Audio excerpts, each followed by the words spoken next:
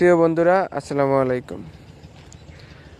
বরাবরের মতো এই বছরও আমরা প্রথম রোজার প্রথম ইফতারের আয়োজন করলাম।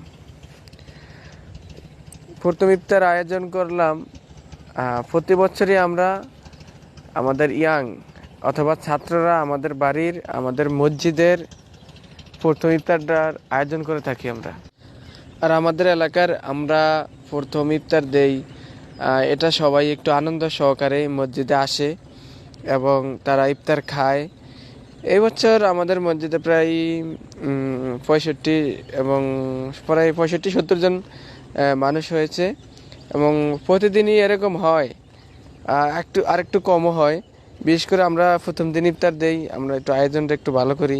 আমাদের গ্রামগঞ্জে এত ইফতার আয়োজন থাকে না, বিশেষ করে যে আমরা লাচ্ছিটা রেডি করি, আমরা ছাড়া আর কেউই লাচ্ছি দেয় না, এই লাচ্ছির আয়োজন করে না। আমরা লাচ্ছির আয়োজন করি বিশেষ করে খুব সুন্দর। এবং এই বছরের লাচ্ছিটা যে প্রথম রমজানের লাচ্ছিটা যেন এত সুন্দর হয়েছে, আমি লাচ্ছি করি সত্ত্বেও এত সুন্দর হয় নাই।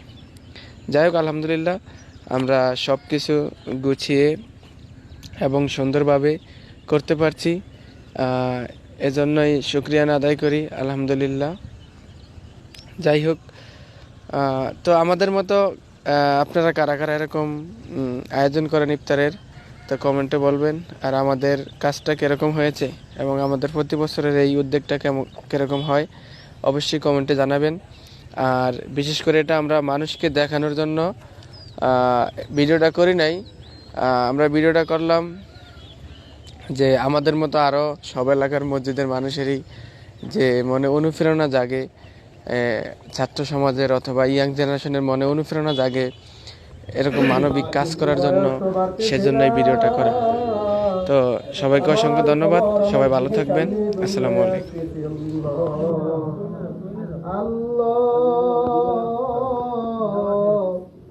সন্ধ্যার সময় প্রথম দিন রোজার দিন তোমার বান্দারা ইফতার সামনে নিয়ে মাওলা তোমার সামনে দরবে হাত তুল করে আমিন আমিন বলতেছে।